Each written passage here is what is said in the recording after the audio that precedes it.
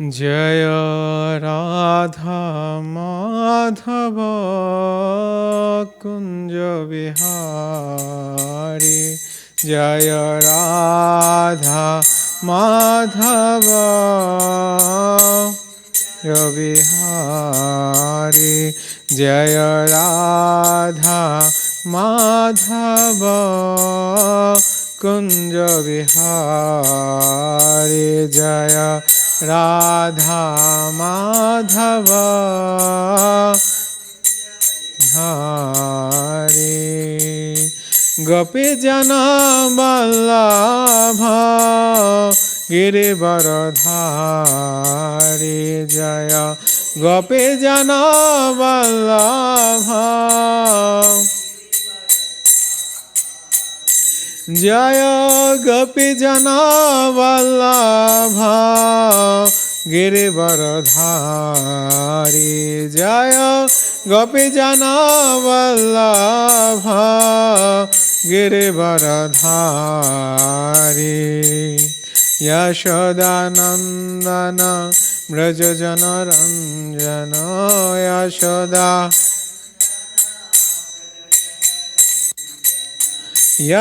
यशोदानंदन ब्रज जन रंजन यशोदा ब्रज जन रंजन यशोदानंदन ब्रज जन रंजन यशोदानंदन यशोदानंदन ब्रज जन रंजन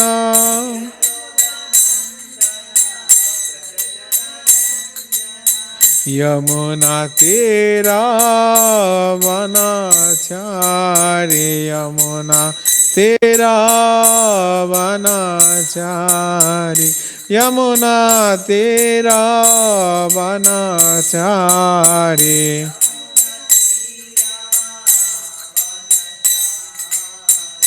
जय राधा माधव कुंज बिहारी जय राधा माधव कुंज बिहारी जय राधा माधव कुंज बिहारी जय राधा माधव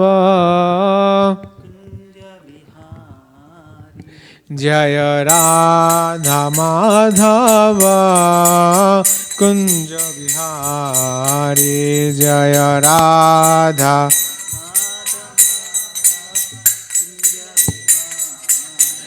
जय गोपी जना वल्लभ गिरिवरधारी जय गोपी जना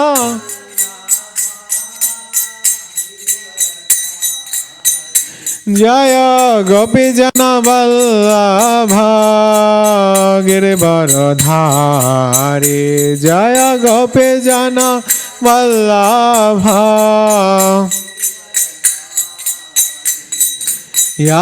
यशोदानंदन ब्रज जन रंजन यशोदा यशोदानंदन ब्रज जन रंजन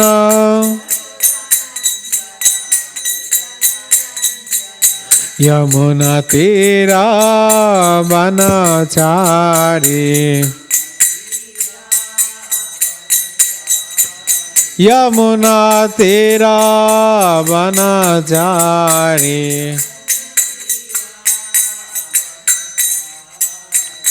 हरे Krishna Krishna Krishna Hare Hare Hare Ram Ram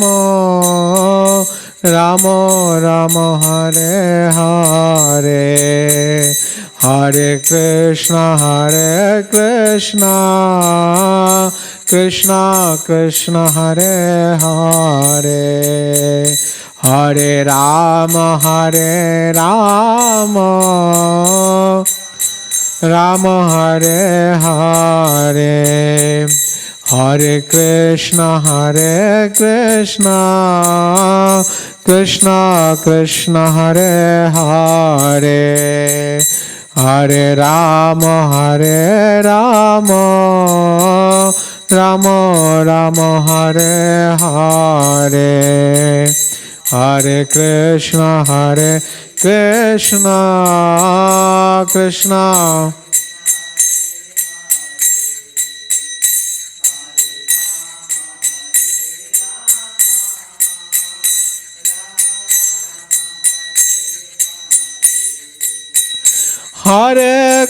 Hare Krishna, Krishna Krishna, Hare Hare, Hare Rama, Rama Rama, Hare Hare, Hare Krishna, Krishna Krishna, Hare Hare, Hare Rama, Rama Rama, Hare Hare, Hare Krishna, Krishna Krishna, Hare Hare, Hare Rama, Rama Rama, Hare Hare, Hare Krishna, Krishna Krishna, Hare Hare.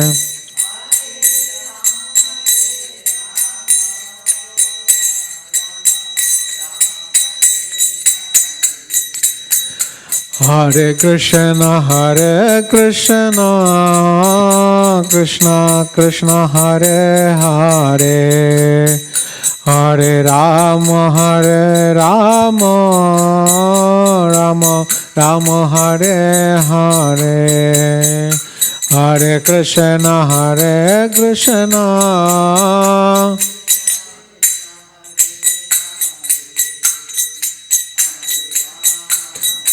Rama, Rama Hare Hare, Hare Krishna, Krishna Krishna, Hare Hare, Hare Rama, Rama Hare Hare, Hare Krishna, Hare Hare, Hare Rama, Rama Rama, Hare Hare, Nitai Gaura Hari Bol, Hari Bol, Hari Bol, Nitai Gaura Hari Bol.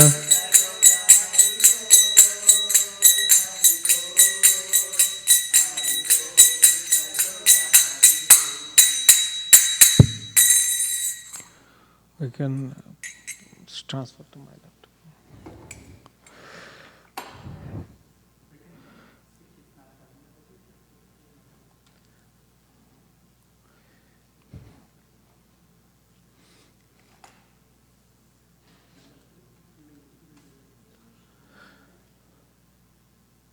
Mangalacharan, I need to put here Mangalacharan? I'll put, no, I'll put it here. Okay, okay. So during Mangalacharan, you can transfer.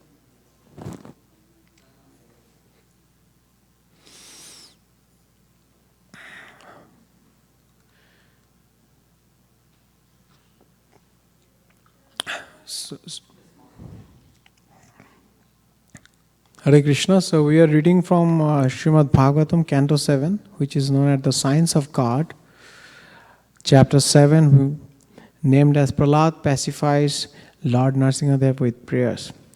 We are reading verse number 20. No, first I want to read it and then, yeah. Sorry, Baba.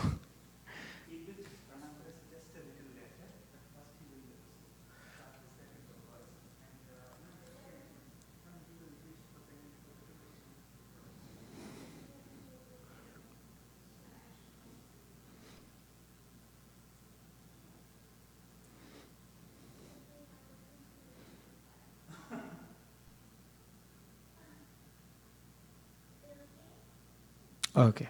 Haribol. You want me to increase it a bit? Yeah. Now it's okay, right? So this verse is 7.9.20 from Srimad Bhagavatam.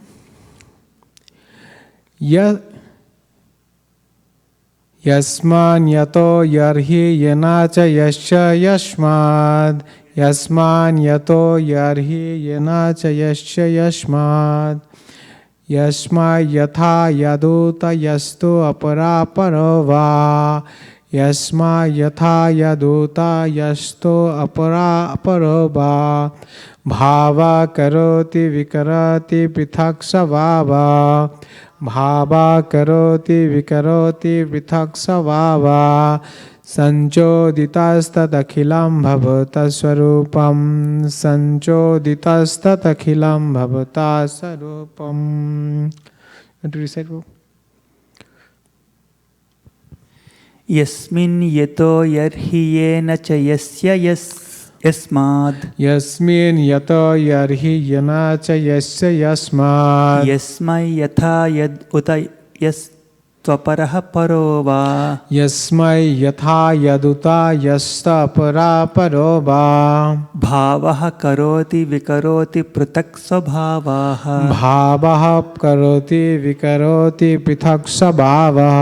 Sanchoditastadakhilam bhavatah swarupam. Sanchoditastadakhilam bhavata sarupam.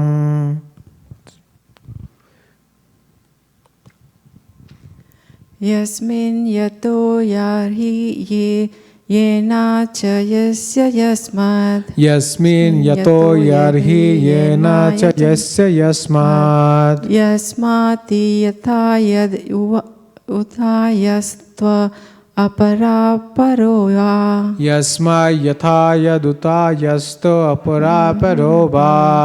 Bhava karoti vikaroti pratak swabhava. Bhava karoti vikaroti prithak savava.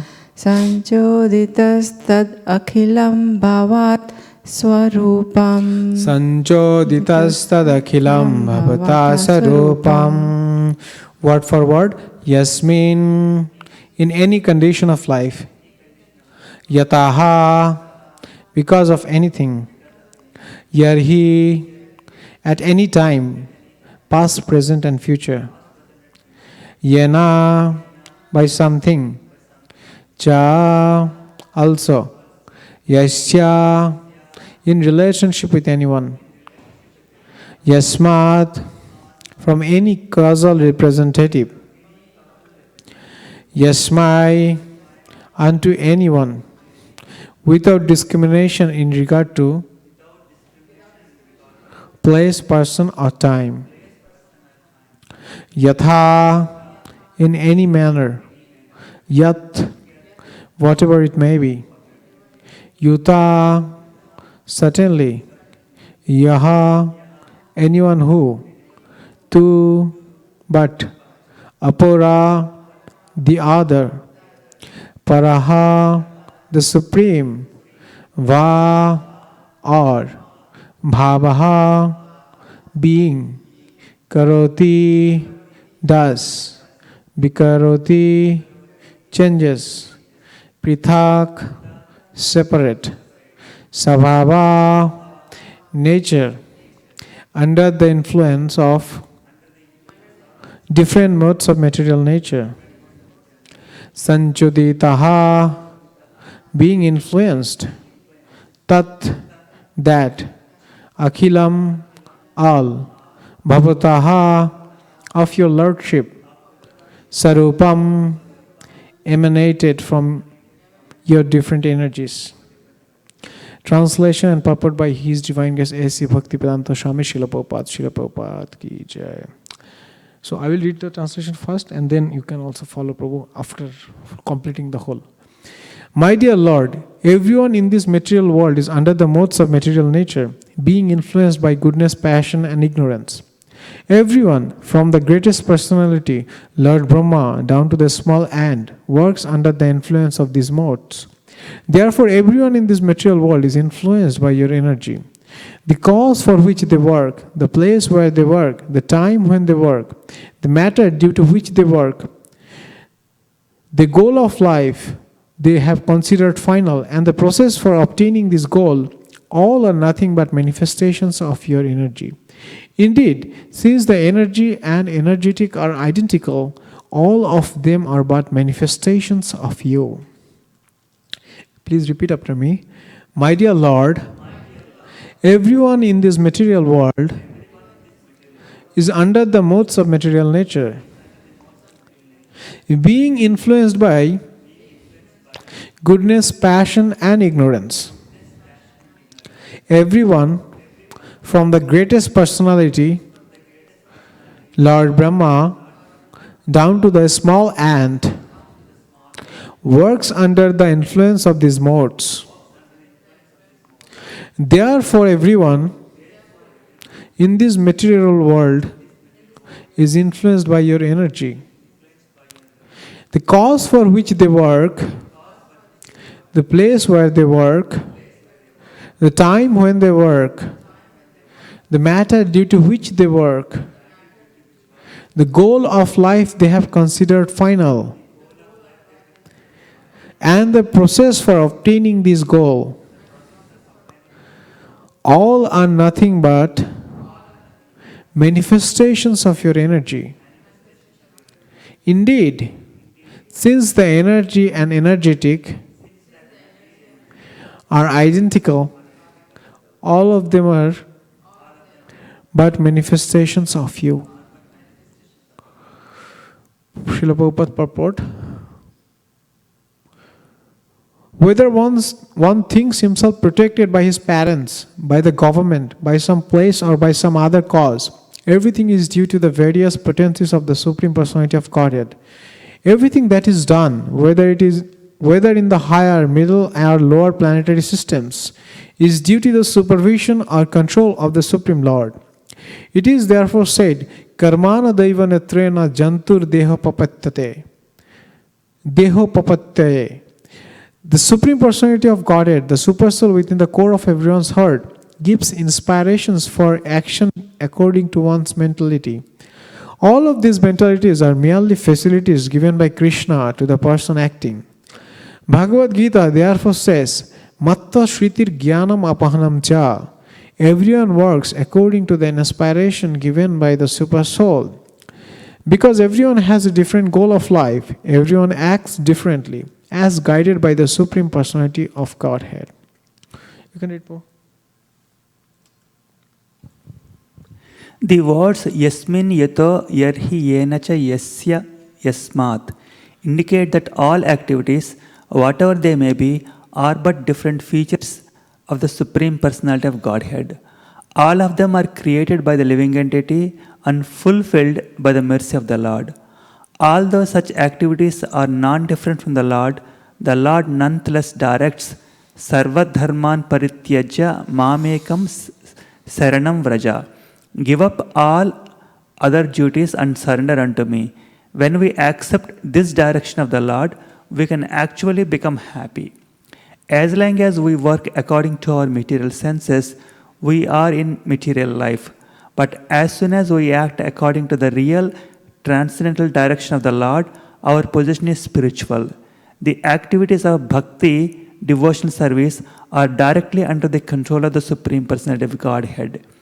The Narada Pancharatra states, Sarvopadi vinirmuktam tat paratvena nirmalam Hrishikesa sevanam bhaktiruchyate. When one gives up materially designated positions and works directly under the Supreme Personality of Godhead, one's spiritual life is revived. This is described as Swarupena Avasthiti, being situated in one's original constitutional position.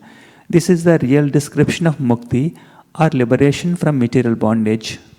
Very well.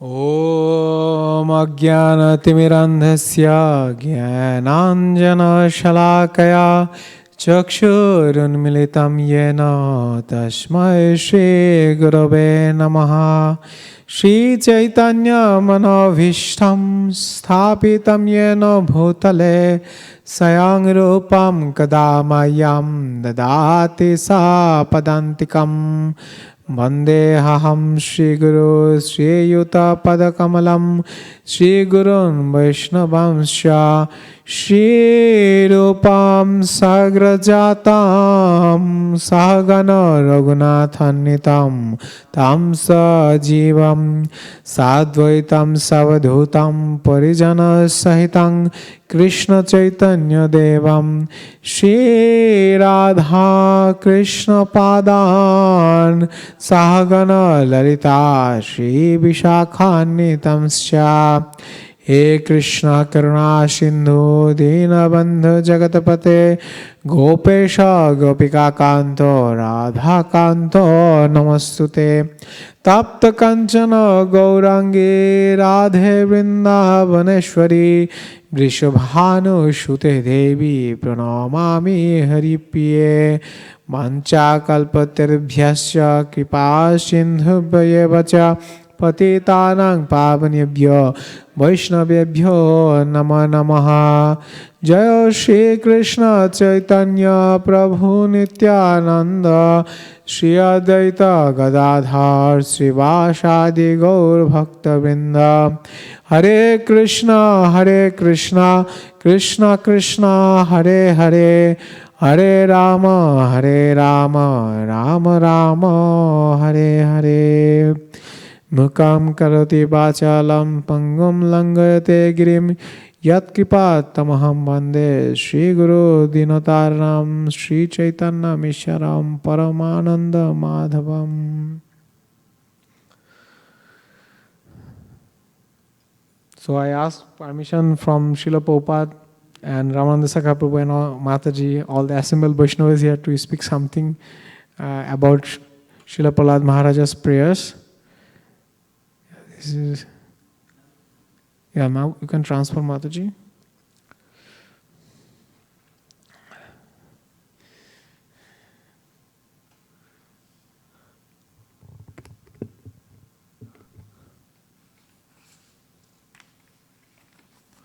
I can be a little bit closer.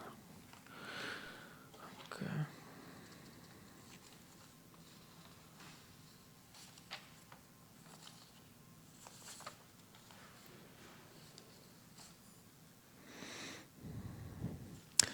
Hare Krishna. So, I think everyone is here aware of the pastimes of Prahlad Maharaj and Lord Nrsimhadev. So it starts like this canto starts from Parikshit Maharaja's query that, like whether Lord is favorable to someone and unfavorable to someone, like he is partial. So he was a little bit doubtful and he asked this question to Sukadev Goswami, and then Sukadev Goswami, he narrated the pastimes of Prahlad Maharaj and he established the fact that Lord is completely impartial, because even though he was born in a demoniac family, but he was placed by the Supreme Lord and he is regarded as one of the Mahajanas. He is given the post of the knower of the absolute truth to the full extent. If you consider actually the Mahajanas, among the 12 Mahajanas, there are 2 Mahajanas who are from the demoniac background. Demoniac background means like they were born in a demoniac family, not they are demon themselves. Like in Bhagavad Gita, the characteristics of demon is different than the characteristics of these exalted devotees. But Prahlad Maharaj and Bali Maharaj, they are regarded among the Mahajanas who knows the absolute truth to the full extent. So from the very beginning of his life, Srila Prahlad Maharaj exhibited exceptional characteristics. He understood the goal of life to the full extent when he was only like a child. Like he was only 5 years old when he was sent to school and he taught his fellow student, fellow friends, that this human life is meant for some higher goal, not for frivolous activities, sport, sense enjoyment, this kind of things. Anyways, but his father Hiranyakashipu, he was envious to Lord Vishnu, and he was very angry at him, and he wanted to actually subdue him somehow or other, but it did not work because he was completely surrendered to the Supreme Lord. So he was always empowered by the Supreme Lord within himself. That's why even in the greatest of difficulties, sufferings, he kept his devotional life intact. So this is a great lesson for all of us. Like, we are always subjected to different kinds of suffering, namely adhyatmika, adhibhautika, and adidoivika. But we need to make sure that we are always surrendered to the Supreme Lord, and we just have to accept it as the reaction of our karma. Anyway, so after Prahlad Hiranyakashipu was killed by Lord Nrsimhadev, he was very angry. Actually, he was vanquishing all the demons who were fighting for Hiranyakashipu, and his ferocious form was very very apprehensive for the devotees, like Lord Brahma, Lord Shiva, even Mother Lakshmi, who is her constant companion, who is his constant companion. But still they could not approach Lord to appease him. And then this Lord Brahma, he approached Prahlad Maharaj and asked him to say something to Lord so that he can give up his wrath, his angry mood. So you see that in this picture, Prahlad Maharaj is actually proceeding to the Lord Nrsimha, who is sitting on the throne. Actually, he was sent by Lord Brahma and other demigods who were present there, and in a very humble manner. So this is the first thing we learn from his prayer, the humility, the characteristics of humility, which is the essential substance of a Vaishnava. Actually, we will read most of the translations of these chapters so that we can directly connect to the prayers he made, and then we will try to find out like other references of these things which has been narrated here. Translation, Prabhu, you want to read? Start. Narada Muni continued, O king, although the exalted devotee Prahlad Maharaja was only a little boy, he accepted Lord Brahma's words. He gradually proceeded toward Lord Nrsimhadeva and fell down to offer his respectful obeisances with folded hands.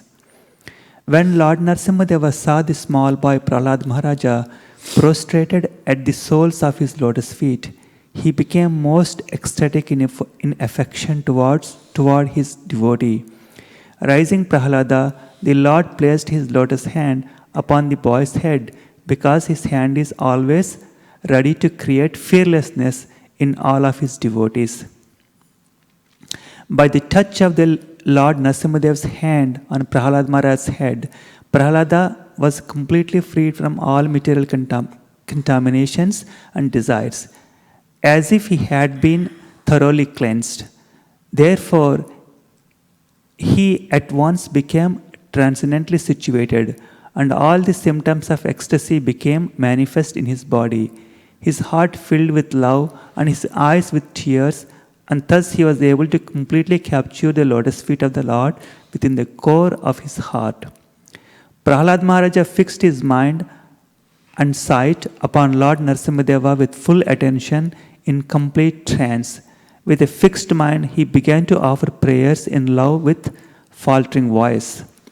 Prahlad Maharaja prayed, How is it possible for me, who have been born in a family of Asuras, to offer suitable prayers to satisfy the Supreme Personality of Godhead? Even until now, all the demigods headed by Lord Brahma and all the saintly persons could not satisfy the Lord by streams of excellent words. Although such persons are very qualified, being in the mode of goodness, then what is said to be of me? I am not at all qualified. Okay, so you see that in the assembly there was devotees like Lord Brahma, Lord Shiva, Narada, who are like considered among the Mahajanas. They are also among the 12 Mahajanas. But nobody approached Lord Nrsimha to pacify him. They approached to Prahlad Maharaj. If in the prayer you see that Prahlad Maharaj is telling that, by your touch I am purified. So even in the later part you will see like it is explained that, Lord's touch gave him liberation from all kind of anxiety, all kind of impurities. So before that he was not actually considered that fully liberated, fully siddha. So still the whole pastimes of Nrsimhadev is enacted to glorify Prahlad Maharaj's devotion. That's why even the Lord Brahma or maybe Lord Shiva or Narada, they were capable to glorify Lord Nrsimha or pacify him, but they did not approach because they wanted Lord Prahlad Maharaj to get that opportunity to express himself, to get a special mercy of Lord for his uncontaminated devotion to him. And here also you see that Prahlad Maharaj was only a boy, and he was approached by the supreme, he was approached by Lord Brahma, who is the, you can say that father of all progenitors, all Prajapatis. So he is the father of all of us, and his father is Lord Nrsimha or Govinda, primeval Lord, which we read a little bit ago in Brahma Samhita. But you see that Lord Brahma, he actually did not say that, I don't want to do it because you all are here. You are so exalted Vaishnavas, then why you are giving this task to me? He accepted that task as a service. So this is actually a symptom of humility. Humility doesn't mean that you are just hiding, you have disappeared from the sin, you are found nowhere in the field of activities. It doesn't mean like that. If somebody tells you to take some service, like Lord Chaitanya asked all the devotees that Amar Aggai Guru Hoya Taroi Desh. Usually spiritual master is considered same as the Supreme Personality of Godhead for a disciple. But that doesn't mean that they are puffed up like I become Supreme Personality of Godhead, but I am God now. They actually consider that is a service. So they actually made them qualified for that service. They get those, knowledge. They did devotional service to such extent that other people get attracted to them, and then they can deliver them by giving that devotional service. Same thing we see here. Prahlad Maharaj, he accepted that service. Even though he, at the age of 5, he was not, so much versed or so much knowledgeable that he can glorify Lord Nrsimha. But Lord Nrsimha, he was asked to do that, and he did it by the blessings of Lord Nrsimha. When he was touched by Lord Nrsimha on his head, he started, praying, giving very exalted prayers, which we will read out later. And actually, this humility is the quintessential part of our devotional life. Like the chanting in the Shikshastakam prayer, we see like Trinadapi Shuneshara Tarurubi Sahisana. That from that point of time, your pure chanting will start. When you can consider yourself in that level. Like in Chaitanya Charitamrita also we see Krishna Das Kaviraj Goswami, who is like a topmost exalted Rasika Vaishnava. Like he is in the mood of Manjaris in his original identity. But still he is considered himself very low. He is telling himself that, Purisher kit hoite, Jogai Madhai hoite muishe papishto, Purisher kit hoite muishe logishto. Like I am more sinful than Jagai and Madhai, and I am lower than the worm of the stool. So this is like very, very rare characteristics of Vaishnavas. You see that, devotees of Lord Shiva, Lord Brahma, mostly they are puffed up. Hiranyakashipu, as long as he was not getting any boon from Lord Brahma, he was praying very hard. He actually did, unthinkable austerities. His body was eaten up by ants and other worms. But as soon as he got the benediction, he was popped off. He actually, by trembling of his eyebrow, all the demigods used to get tremendous kind of apprehension, or they were very much afraid of his activities. Only Lord Brahma and Shiva, they were not afraid of him. Actually, it is said like even Narad Muni was also afraid of him, which is yeah. But Prahlad Maharaj, he was never afraid. He knew that what is the position of Hiranyakashipu and what is the position of other living entities and what is the position of the Supreme Personality of Godhead. Anyway, so we see that the nature of the humility Srila Prahlad Maharaj exhibits over here. Next, there are some pictures over actually. So,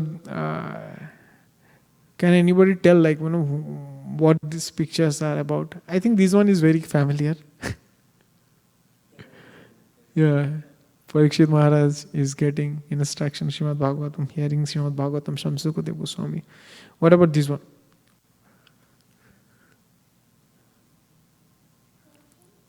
Exactly, gopis. But what activities they are doing here? They are actually crying, lamenting, because Krishna left them in the middle of the rasa dance. Yeah, so they are crying. They are in the mood of separation. And what is this pastime?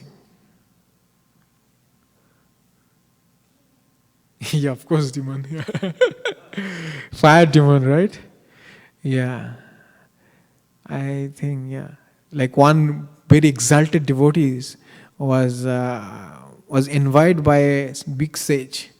So he wanted to harm him. And somehow or other, actually he was, punished by the Supreme Personality of Godhead for his mistake. Ambarish Maharaj and Durvasa Muni. Durvasa Muni, being envious of Ambarish Maharaj, created a demon. And he wanted that demon to kill Ambarish Maharaj. But Ambarish Maharaj took complete shelter of the Lord and he was protected.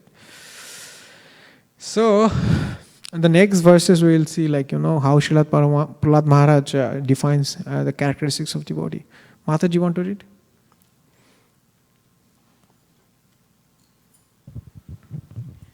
Prahlad Maharaj continued, one may possess wealth, an aristocratic family, beauty, austerity, education, sensory expertise, luster, influence, physical strength, diligence, intelligence, and mystic yogic power.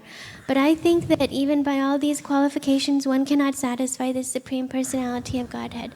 However, one can satisfy the Lord simply by devotional service. Gajendra did this, and thus the Lord was satisfied with him. If a Brahmana has all 12 of the Brahmanical qualifications as they are stated in the book called Sanat Sujata, but is not a devotee and is averse to the lotus feet of the Lord, he is certainly lower than a devotee who is a dog eater, but who has dedicated everything, mind, words, activities, wealth, and life, to the Supreme Lord. Such a devotee is better than such a Brahmana, because the devotee can purify his whole family, whereas the so-called Brahmana in a position of false prestige cannot purify even himself. Isn't it? The Supreme Lord, the Supreme Personality of Godhead, is always fully satisfied in himself. Therefore, when something is offered to him, the offering by the Lord's mercy is for the benefit of the devotee, for the Lord does not need service from anyone. To give an example, if one's face is decorated, the reflection of one's face in a mirror is also seen to be decorated. Therefore, although I was born in a demoniac family, I may without a doubt offer prayers to the Lord with full endeavor, as far as my intelligence allows. Anyone who has been forced by ignorance to enter the material world may be purified of material life if he offers prayers to the Lord and hears the Lord's glories. Okay. So here Srila Prahlad Maharaj tells what are the characteristics of a devotee. So the first part, the most important part of this definition of a devotee is he has nothing to do with this material world. Even though they are taking birth in this material world, but they are not attached to it. They are completely inside, dedicated to the Supreme Personality of Godhead. Their mind, body and soul, everything is dedicated to him actually. Even though externally in 5th chapter of Bhagavad Gita, Lord Krishna says my devotees who are completely dedicated to me, externally they seem that they are doing material activities, but internally they are not. So that mood is actually most important than other thing, like that mood to achieve that you are doing your worldly activities, but you are not attached, you are not being identified by that activity. So here Srila Prahlad Maharaj also says that. Also he tells not the yogis, not those who are performing austerities, not too much torturing their bodies or trying to understand the knowledge by mental concoction. They are not the devotee. The devotee is one who is doing devotional service to the Lord, and who is whose intelligence, mind, body and everything is dedicated to the Supreme Personality of Godhead. Here we can see actually, that story of a brahmachari in Chaitanya Leela. In Lord Chaitanya used to do nocturnal kirtan at Srivas Pandit's house, right? So only for the close associates they were allowed to take part in that kirtan. And the other people who did not understand the transcendental nature of the Hari Sankirtan, they used to blaspheme Lord Chaitanya that they are doing some yoga siddhi. By that yoga siddhi, they are calling some virgin girls and they are enjoying them, and they are doing all kind of rascaldom. So these kind of things are advertised among the non-devotees. But the confidential devotees, they knew that actually this is the highest form of devotional service. So one brahmachari who was a very austere person, he used to drink only milk, nothing else. And that also maybe 1 or 2 times. And he was completely free from all kind of bondage. So he wanted to take part. We wanted to see actually, not take part in that Sankirtan. So he approached Srivas Pandit Prabhu. And being a very humble and meek Vaishnava, he was compassionate towards him. First he told, no, okay, it's only for the certain group of devotees. Not everyone is allowed to do it. But he insisted, kept on insisting. That's why Srivas Pandit Prabhu said, okay, I will let you go inside, but you have to enjoy it hiding yourselves. You cannot just, appear from nowhere, because people will not recognize you. So he was hiding in a basket in his home, and Lord Chaitanya started his kirtan. And suddenly he told, I'm not feeling ecstasy today. What happened? Someone is here who is not allowed to take part in this kirtan. I feel like that. Then devotees, they were not aware of it. Only Srivas Pandit Prabhu, he knew that. But he did not tell anything at that point. Then they kept on going kirtan for after some time, like another half an hour and 1 hour, something like that. But Lord Chaitanya still did not feel ecstasy. He told this is not supposed to happen. Something is wrong in today's kirtan. Somebody is here who doesn't have the adhikar, who is not entitled to, take part in this devotional service. Actually, this is very important lesson, that you have to serve according to your adhikar. Yeah, like you cannot take up some services which has been done by the Mahajanas. Like we cannot chant 300,000 names of Lord, right? 192 rounds a day, like Haridas Thakur. That's not possible. That's not even, we cannot do 128 rounds. Raghunath Das Goswami used to chant 128 rounds, 200,000 names of Lord in every day. We cannot do that. Even 64 rounds is impossible, right? Yeah, in Gauriya Math, brahmacharis were supposed to chant 64 rounds when Srila Siddhanta Saraswati Thakur was here in this material planet. Those especially who are not preaching outside. Those who are preaching, they are 16 rounds fine. So he was telling that something is wrong. At that point, Srivas Pandit became afraid. And he told, okay, my Lord, I have committed a mistake. There is someone who is a very nice brahmachari. He drinks only milk. He does so much austerities that my heart melted at him. And he wanted to take part in your kirtan. Lord Chaitanya made a tumultuous sound. He told who told you that he is entitled to take part in my Hari Sankirtan? What qualification he has? He just drinks milk. He just performs austerities. That's it. Who told you that that is the qualification of a devotee to take part in this, most exalted Hari Sankirtan? Because the nocturnal kirtan was very, very confidential. And Lord Chaitanya used to exhibit all kind of sattvic, bhavas in that pastimes. Because he used to do kirtan in Nagar also, Nagar Sankirtan. But that's in that Sankirtan, it's kind of open, public. So then he called that brahmachari. And he told by your austerity you cannot take part in this kirtan program, kirtan festival. Then please leave this place. And he was asked to leave that place. And he was very morose after leaving that place. And he was feeling, I'm so fallen, so wretched that I could not take part in that kirtan program. I don't have any qualification to enter into that arena where Lord is performing that ecstatic kirtan pastime. He was very, very depressed. Then Lord Chaitanya, he is a super soul, right? He knows the heart. He asked Srivas Pandit Prabhu to call that person, call him again inside.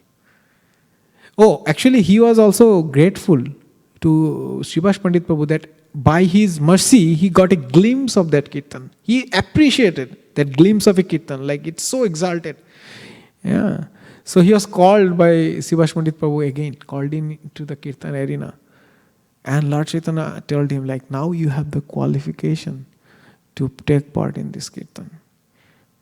Now, it's a question, what qualification he has achieved in that meantime?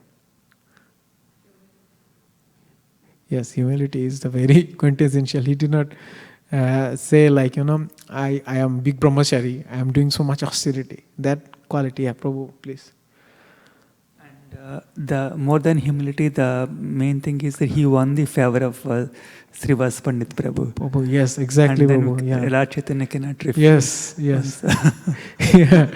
Yeah, he appreciated that, I got... so whenever a devotee is doing something favorable to you, whenever he is giving you a service, if you appreciate them, Krishna will empower you to do that service. Right? Srila Prabhupada, when he came to US, by just seeing this, he saw you have brought me here through the instruction or through the order of my spiritual master. Now you made me dance according to your will. So he completely surrendered and he just followed the instruction of his spiritual master. So whenever the devotee are giving you some service, if you just accept it and if you pray to Krishna, that Krishna, please help me to serve this, you can do unimaginable things. His Grace Vaisheshika Prabhu was telling, when we started book distribution in ISKCON of Silicon Valley, it was in a very small scale. Now it's expanding. And it's expanding in such a way that sometimes it's not visible that it's expanding. But if you compare the number 10 years before and now, you cannot imagine this much of it can be achievable. It's unimaginable, right? I also feel how devotees are distributing so many Bhagavad Gitas. Chaitanya Charitamrita said, Bhagavatam said. In fact, I have been a part of a bigger community, ISKCON community in Alachua, Florida. Yeah. So lots of devotees are there and they're very, very qualified. But I never saw them distributing Srimad Bhagavatam. Yeah, I have been a part of that community for more than 2 years. Maybe they are doing in a small scale, but our devotees are going door to door, and so they have made it in a very routine job, and they are very good at it. And they believed in the instruction of the spiritual master. They believed in the instruction of His Grace Vaisheshika Prabhu, and that's why they are empowered by the Supreme Personality of Godhead Himself. In fact, Prabhuji proposed this same thing in the book distribution conference in Houston, and now they started also distributing Bhagavatam set. When I talk with them, they told like, okay, we are distributing now this many. So it's very encouraging. You see that it's yeah, exactly. Mercy flows. They are actually giving you service. That means they are actually giving you mercy, right? So you have to accept it and you have to appreciate that I got mercy through service. Sometimes if you say like, okay, grudge, he is giving me this service, I can't do it actually. Yeah. Sometimes it may seem something like that. It's good that is if you get some service which you like, but sometimes not all the time you will get such kind of service, right? Yeah. So sometimes we need to do services which we may not like. Yeah. So that's how he through his appreciation to the devotees, through his humility, through renouncing his false ego, that I am a big brahmachari, I am very austere person, and also appreciating the sight which he has experienced, that this is very ecstatic kirtan, this is the best thing one can experience in life. He got the mercy of Supreme Personality of Godhead Sri Chaitanya Mahaprabhu himself. Another thing is, another very special characteristics of devotee which His Grace Vaisheshika Prabhu tells again and again in class, that everything is for Krishna, nothing is for me. So he sees everything in relationship with Krishna. Even the objects which are non-living, he wants to engage them in the service of Krishna. Just a while ago you saw the picture of Ambarish Maharaj. Why he was so exalted devotee? Why he has been glorified in Srimad Bhagavatam, that one of the topmost devotees who ever lived.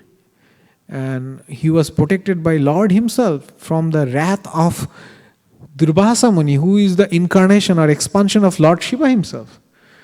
And he like Durvasa Muni is such a powerful sage that he can travel beyond the speed of light. It is said, to take. Okay, I will just, in a nutshell, I will say you the pastime. But before that, I will say some qualities about Ambarish Maharaj. So these are the characteristics of a devotee. He sees everything in the relationship with Krishna, and he enjoys everything in relationship with Krishna. Like Ambarish Maharaj used to engage his hands to serve Krishna. He used to swab the floor of the altar. He used to, offer Lord with his hand. He used to take care of his kingdom as a representative of God. It is said like, king is the representative of God, him, Supreme Personality of God himself. He used to smell something which has been offered, like flowers, incense has been offered to the Lord. Only that he used to smell. He used to take only prasadam, which is offered to the Supreme Personality of Godhead. He used to hear only the glories of the Supreme Personality of Godhead, his pastimes.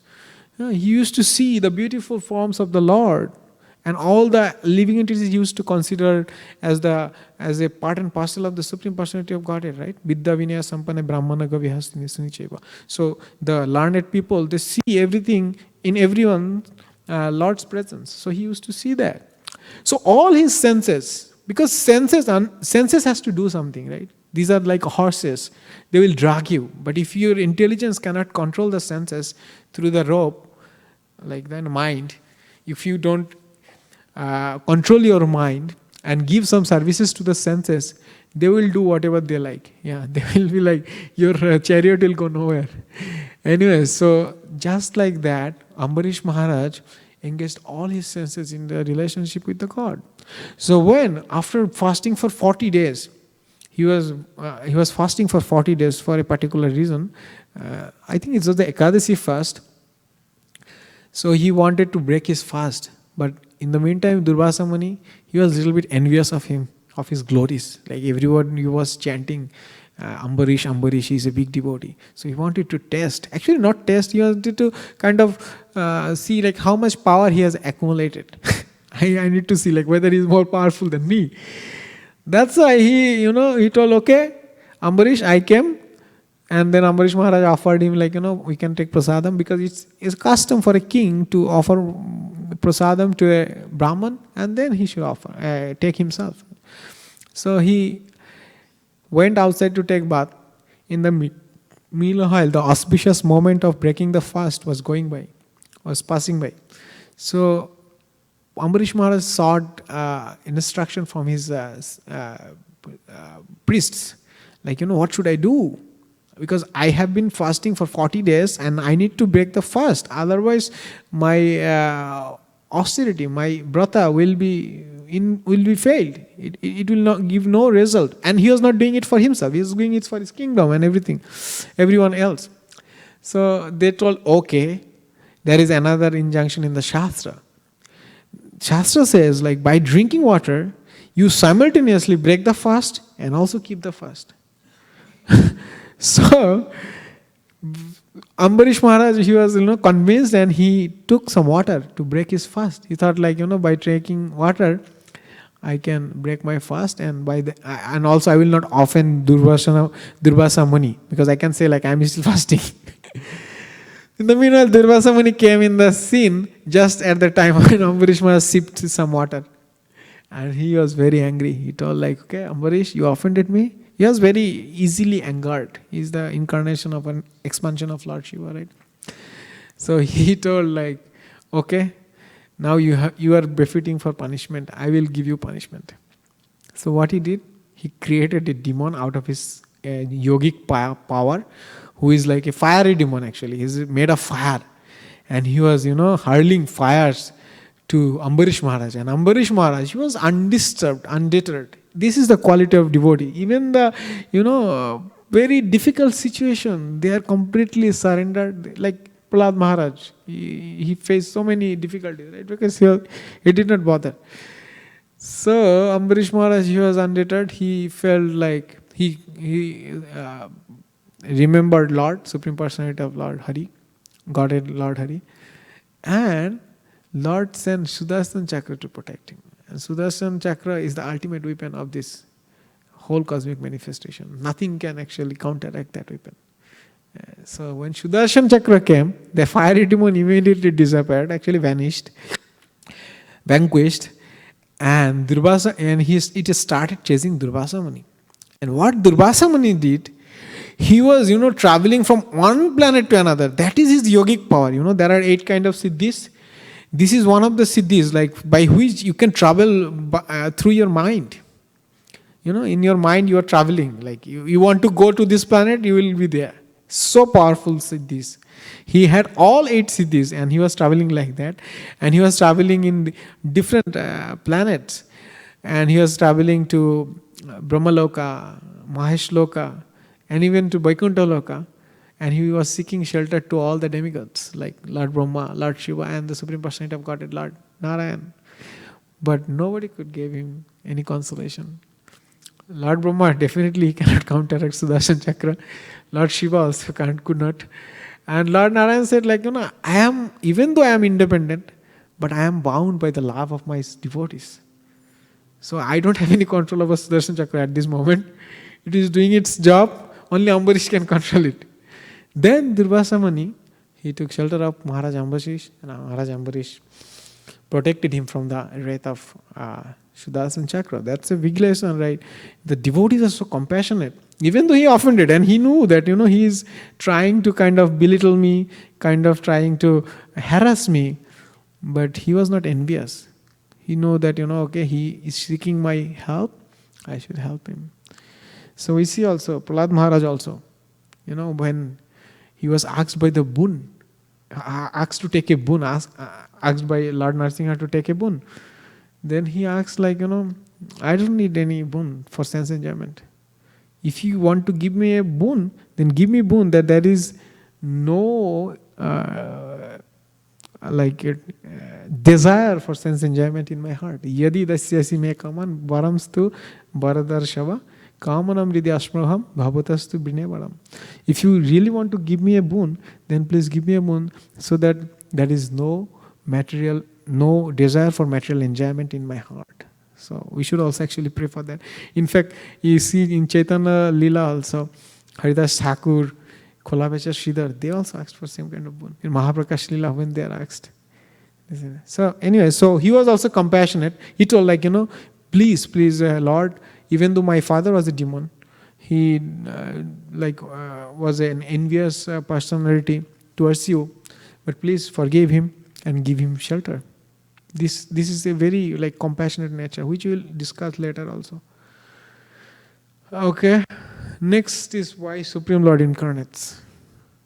Mataji, can you name the incarnations over here of Lord by the picture? Actually, they are same kind of picture, but same incarnations, but the picture depiction is different. Mataji, yeah, Charlene Mataji. Okay, Mataji. Oh, sorry. Okay. So, Matsya Avatar, Varaha Avatar, Nrsimha Avatar, Vamana Avatar. No, Mataji, you have to say you are saying in anti-clockwise, right? From the left picture. So, Matsya Avatar. To your right? Yeah, Matsya Avatar. And the second one, Kurma. And then Varaha, Nrsimha, and then Vamana. The next one is Parshuram, Kalki, Buddha, and Krishna. Krishna Balaram. And the last one? Lord Rama. Rama, yeah. Very well, excellent. Prabhu, you want to try for the other picture? Same avatars, but order is different.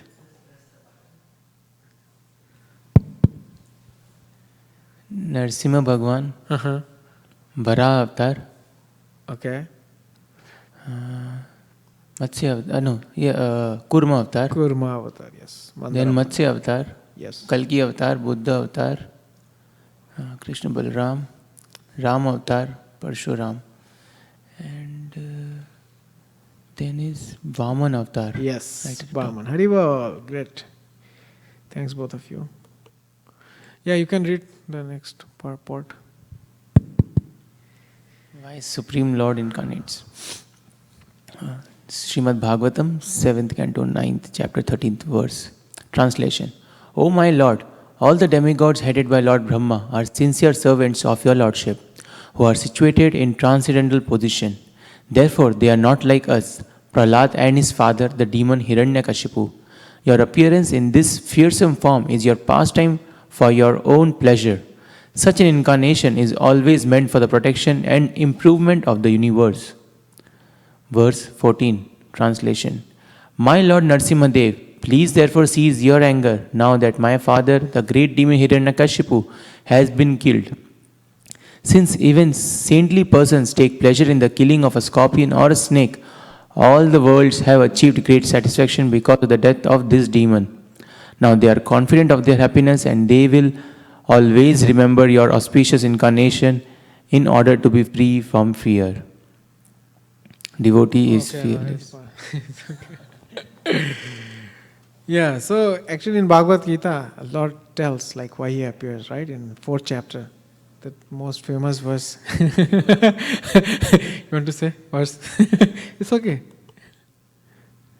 यदा यदा हि धर्मस्य ग्लानिर्भवति भारत अभ्युत्थानम् अधर्मस्य तदात्मानं सृजाम्यहं परित्राणाय साधूनां विनाशाय च दुष्कृतं धर्म संस्थापनार्थाय संभवामि योगे योगे. Yes, Haribo.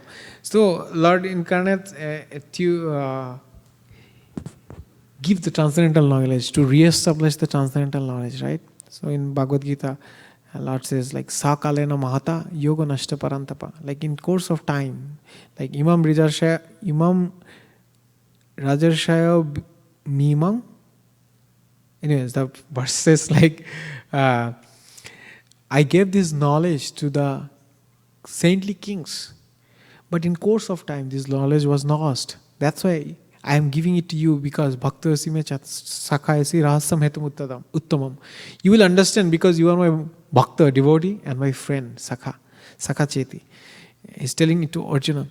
So Prabhu was telling yada yada hi dharmasya adharmasya yada yada hi dharmasya glane bhavata buddha namada. So when there is cessation of religiosity, and when religion becomes very prominent, he takes birth to give this knowledge again and again, and to protect the devotees, because in every age there will be some devotees. Even in Kali Yuga there will be pure devotees. His Grace Vaishaka Prabhu in the class he mentions, right, that we are enjoying the nature, we are enjoying the rain, we are enjoying the beauty, we are enjoying the air, because there is someone who is doing austerity, who is connected to the Supreme Personality of Godhead. That's why we are getting so much opulence. Even we are not doing, when we are demon, still we are getting that benefits because somebody else is, completely surrendered. That's why the number of devotees are, decreasing, but still there will be some pure souls till the end of the Kali Yuga. And through them, actually, Lord Kalki will incarnate. Actually, it's described in 12th canto. We will not go into that. So, Lord will always protect His devotees. That is one reason. But that is external reason, actually. External reason means like this, re-establishment of... Yeah, thank you, Mataji. The re-establishment of dharma can be done by empowered soul also. Like Vyasdeva is an Shaktavesh avatar of Lord Krishna. He was empowered to write all the scriptures. He is not the Supreme Personality of God, but he was empowered by Krishna to act on behalf of him. Srila Prabhupada, he came to these material Western countries, and he was so much empowered that by his presence at his very late age, he made this Krishna consciousness movement prominent in all the Western countries. And now it's expanding leaps and bounds everywhere in the world. They are empowered. Krishna has planned. But sometimes Krishna, He Himself comes. So the external reasons, He helps, He protects, but that can be done through His agents also.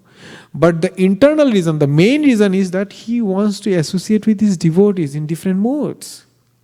He wants to have pastimes, right? We in Bhagavad Gita, in Chatusarki Bhagavatam, we said,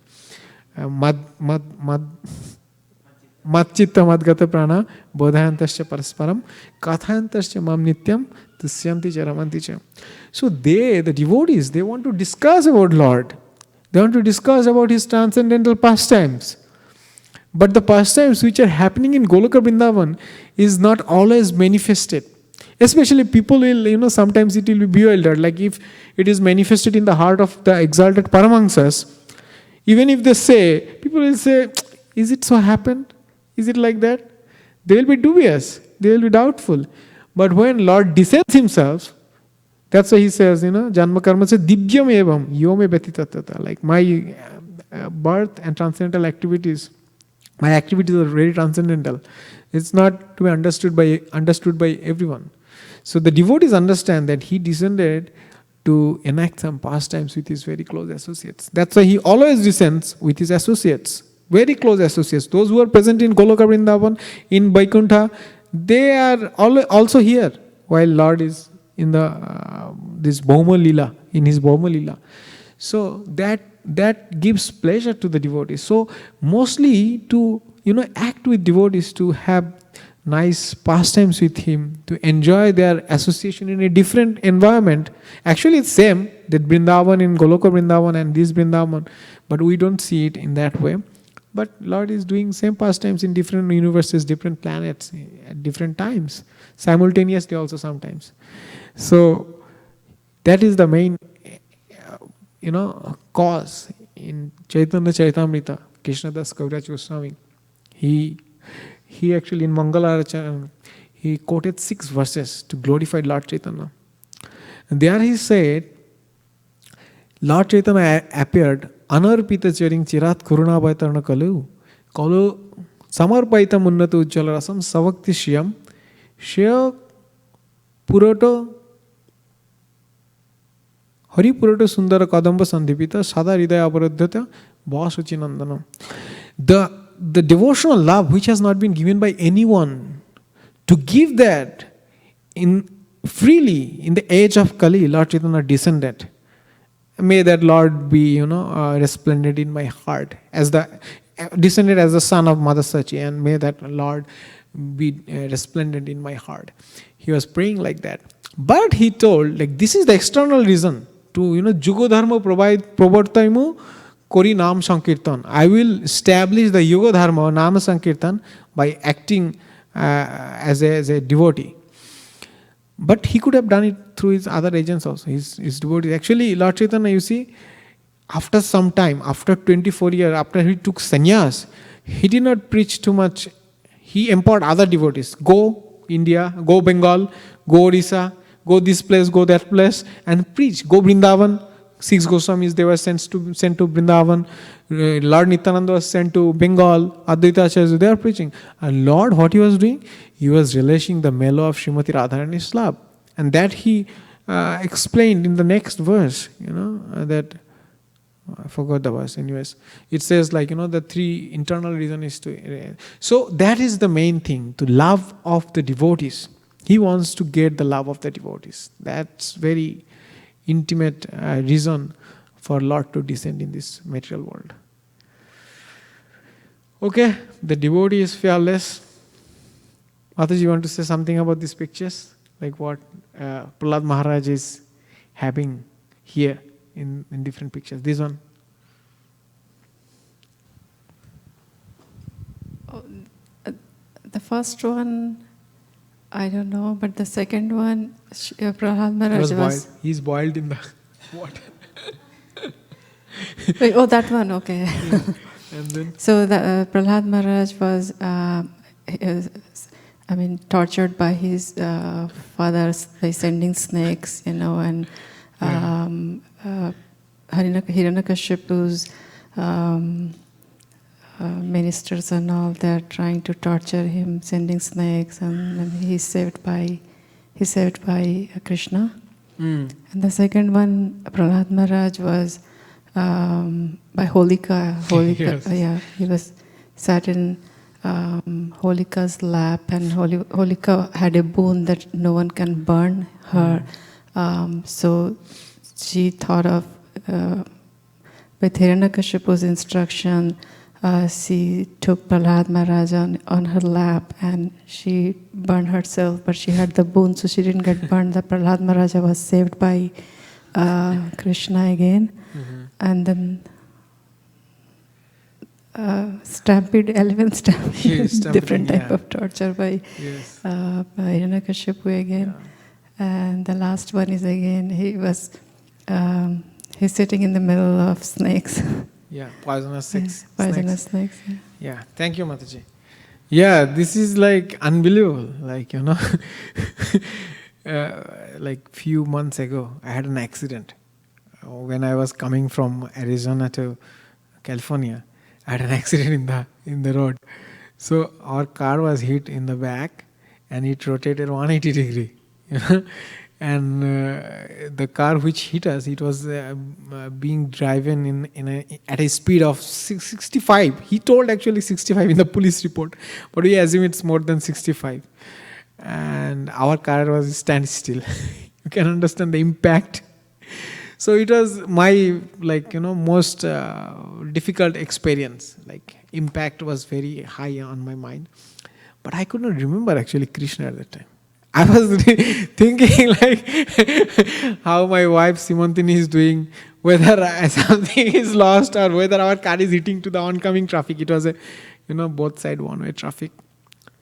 It's difficult actually. When you are in distress situation to remember Krishna, it's very difficult. I will give you another example. It was spoken by one of Srila Prabhupada's very senior disciple, and actually he's a foreign body devotee, but he memorized all the Srimad Bhagavad Gita verses. So he's the only person I know that who memorized all 700 verses, being a foreign body devotee. Anyways, a very exalted devotee, and I am really fortunate to have his association in my student life. Anyways, so he was telling he was very young at that time, and he went to Mayapur, and he took a bath in Ganges. And Ganges has, very strong current. Even if you go now, it has a strong current. It's not easy to, swim in Ganges unless you have the technique. Usually people don't swim in that much current in US. They don't have, strong rivers, and they don't swim in the streams or rivers. They usually swim in sea or in swimming pool. But those are not a strong current. Sea, it's different, right? And in river, upper portion surface seems very steady, but if you go down, it will take you away. I don't know whether you have experienced. I experienced. I know. Anyways, it was scary. So he was telling, like, once he was trying to swimming in Ganges, and he was pulled by the current inside the Ganges, and he thought like he will not survive. That was his near-death experience, and somehow or other devotees noticed it, and they helped him to get rid of that situation.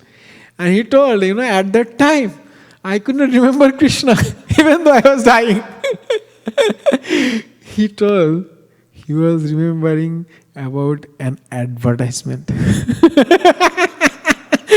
So deep in his heart, he had some attachment to that advertisement, and it was being played in his mind at the time of his near-death experience. So it's very difficult. Yeah.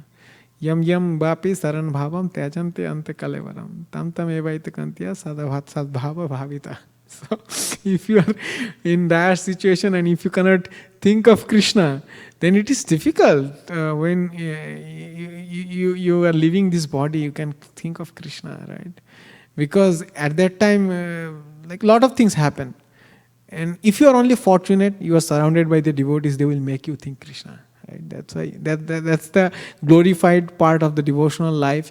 And if you are always in the touch of devotees, they will make you, or they will create the environment so that you can think of Krishna.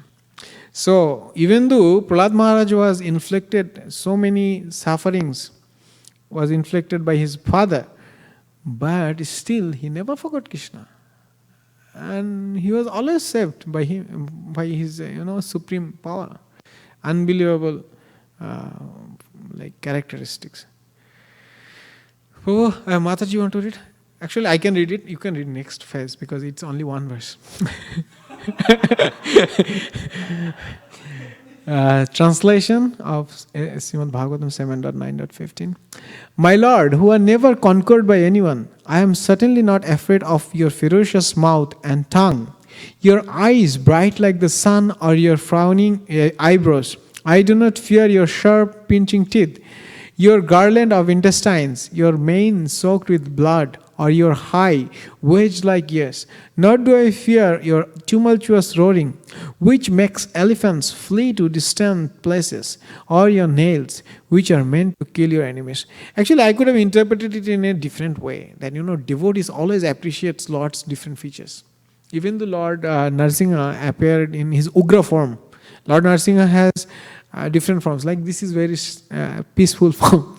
But he has 12 Ugra posture. And among those Ugra posture, the Stanu Nrsimha, who was, just came out of the column, piercing through the column, he just appeared on the top of it. And he was, just fuming in anger. That is the most ferocious. And our Mayapur Lord Nrsimha is in that form, that posture. He is actually Ugna Nrsimha, Sthanu Nrsimha. Very powerful. That's why only brahmacharis, they are entitled to worship him.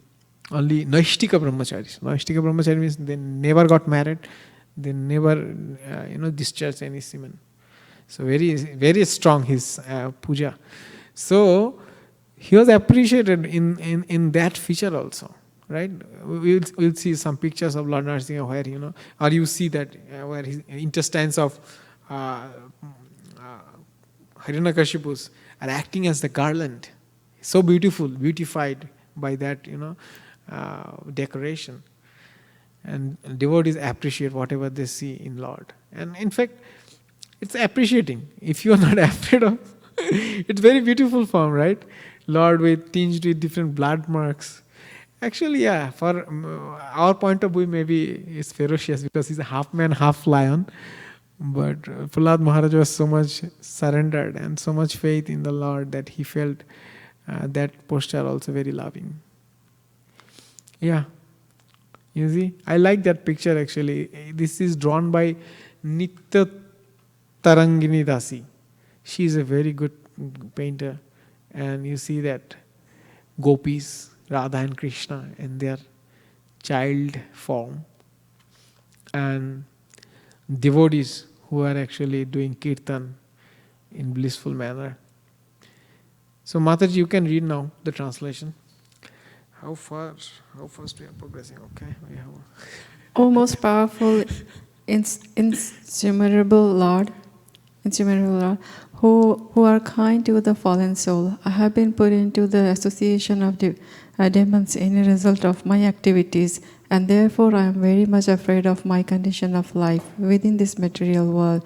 When will that moment come when you will call me to the shelter of your lotus feet, which are the ultimate goal for liberation from conditional life? O Great One, O Supreme Lord, because of combination with pleasing and displeasing circumstances and because of separation from them, one is placed in a most regrettable position within heavenly or hellish planets, as if burning in a fire of lamentation. Although there are many remedies by which to get out of miserable life, any such remedies in the material world are more miserable than the miseries themselves. Therefore, I think that the only remedy is to engage in your service. Kindly instruct me in such service. O my Lord Nrsimhadeva, by engaging in your transcendental loving service in the association of devotees who are liberated Hamsas, I shall become completely uncontaminated by the association of the three modes of material nature and be able to chant the glories of your Lordship, who are so dear to me. I shall chant your glories following exactly in the footsteps of Lord Brahma and his disciples. In this way, I shall undoubtedly be able to cross the ocean of nesciences. My Lord Nrsimhadeva, O Supreme, because of a bodily conception of life, embodied soul neglected and not cared by you, cannot do anything for their betterment. Whatever remedies they accept, although perhaps temporarily beneficial, are certainly impermanent. For example, a father and mother cannot protect their child, a physician and medicine cannot relieve a suffering patient, and a boat on the ocean cannot protect a drowning man. Yeah. So Abhishek Prabhu, actually I should not call by name, like I should not put the question to you only. It should be an open question. Yeah, so the goal of devotee, it depends on his moods also. Here Srila Prahlad Maharaj is telling, like, I want to take shelter of your lotus feet. Relieve me from material, miseries. So, if we are asked, what is the goal of a Gauriya Vaishnava, what should we say actually? Dasono das.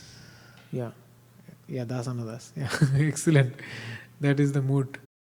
Be the servant of the servant, who are, and as much it is multiplied, so much glorious you are. Mataji, you want to say something? Yeah, so Srila Chaitanya Mahaprabhu in the pastimes of Rath Yatra in Puri, he recited this verse, right? Na hambri prana chanarupati na vaishana shudra, and he ends up with this Gopi Bhartu Pada Kamalar Dasa Dasana Dasa. That was his mood. This is the Supreme Personality of Godhead, but he is telling, I want to be the servant of the servant of the servant of the Gopis.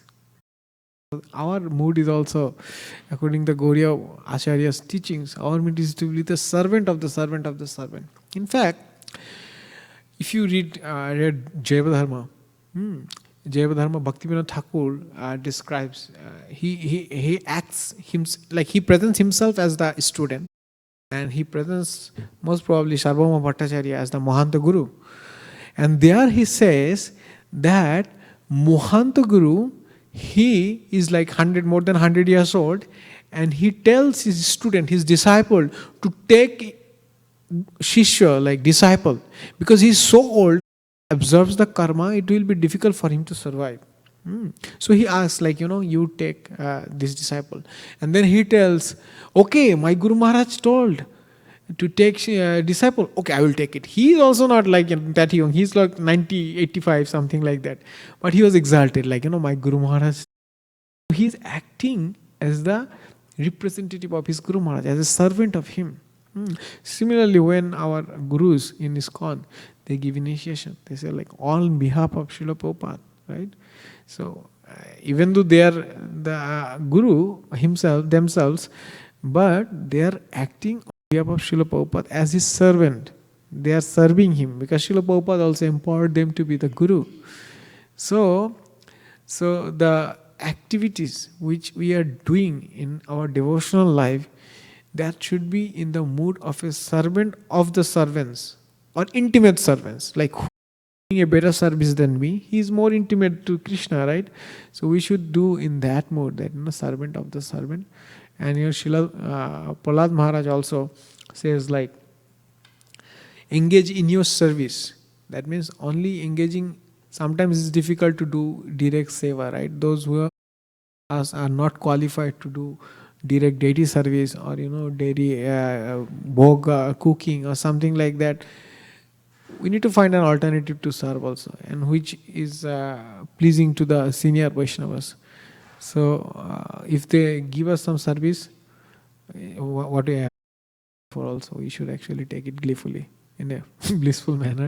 So engage. That is also engaging yourself in the service of the Supreme Personality of Godhead. In fact, that is more powerful. Because when you are serving, you are pleasing Krishna's devotees. Krishna is more pleasing. Because he, like I was telling, like, he is bound by the love of the devotees. So those who are completely surrendered unto him, if you serve them, Krishna will be more pleasing to you. Okay, so material nature, next topic. Can you recognize any of this picture? Yeah. Yeah, Mataji? Same thing, okay? Okay, Ajamil, the Brahmin, huh? And the next one is difficult, little. A very beautiful woman and saint, right? Yes. This is Saint Agnidhara. I forgot the name of the lady, this something Britti. Anyways, she was actually, so this saint, he was actually desiring for good progeny. So he was desiring for a good omen to bring procreation. And Lord Brahma, by understanding his desire, sent this omen. So material like that, even though like Shobhari Muni in Bhagavatam, there is description of Shobhari Muni, right? He did penances under the water for 60,000 years. And then when he saw a family of the fishes, he was so much attracted that immediately he left his austerity and he wanted to marry a prince. But he was so old and his bodily condition was dilapidated, so they were not attracted towards him. Then he, through his yogic power, he changed his body. He became a very young man. And when all the princesses saw this feature of the Muni, saint, Shobhari, they attracted to him and all got married to him. I think 13 or 12, something like that is large number. So this is like material nature. Others, you want to read material nature verses?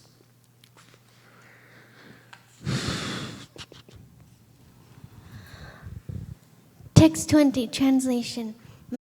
Everyone in this material world is under the modes of material nature, being influenced by goodness, passion, and ignorance. Everyone, from the greatest personality, Lord Brahma, down to the small ant, works under the influence of these modes. Therefore, everyone in this material world is influenced by your energy. The cause for which they work, the place where they work, the time when they work, the matter due to which they work, the goal of life they have considered final, and the process for obtaining this goal. All are nothing but manifestations of your energy. Indeed, since the energy and energetic are identical, all of them are but manifestations of you. Text 21, translation. O Lord, O Supreme Eternal, by expanding your plenary portion, you have created the subtle bodies of the living entities through the agency of your external energy, which is agitated by time. Thus, the mind entraps the living entity in unlimited varieties of desires to be fulfilled by the Vedic directions of karma, fruitic activity, and the 16 elements. Who can get free from this entanglement unless he takes shelter at your lotus feet? Text 22. My dear Lord, O Supreme Great, you have created this material world of 16 constituents, but you are transcendental to their materialities. In other words, these material qualities are under your full control, and you are never conquered by them. Therefore, the time element is your representation. My Lord, O Supreme, no one can conquer you. As for me, however, I am being crushed by the wheel of time, and therefore I surrender fully unto you. Now kindly take me under the protection of your lotus feet. Text 23. My dear Lord, people in general want to be elevated to the higher planetary systems for a long duration of life, opulence, and enjoyments, but I have seen all of these through the activities of my father. When my father was angry and he laughed sarcastically at the demigods, they were immediately vanquished, simply by the movements of his eyebrows. Yet my father, who was so powerful, has now been vanquished by you within a moment. Text 24. My dear Lord, now I have complete experience concerning the worldly opulence, mystic power, longevity, and other material pleasures enjoyed by all living, from Lord Brahma down to the ant. As powerful time, you destroy them all. Therefore, because of my experience, I do not wish to possess them. My dear Lord, I request you to place me in touch with your pure devotee and let me serve him as a sincere servant. Text 25. In this material world, every living entity desires some future happiness, which is exactly like a mirage in the desert. Whereas water in the desert, or in other words, whereas happiness in this material world. As for this body, what is its value? It is merely a source of various diseases. The so-called philosophers, scientists, and politicians know this very well. They aspire for temporary happiness. Happiness is very difficult to obtain, but because they are unable to control their senses, they run after the so-called happiness of the material world and never come to the right conclusion. Yes. So it's like material nature's qualities. Nobody is happy.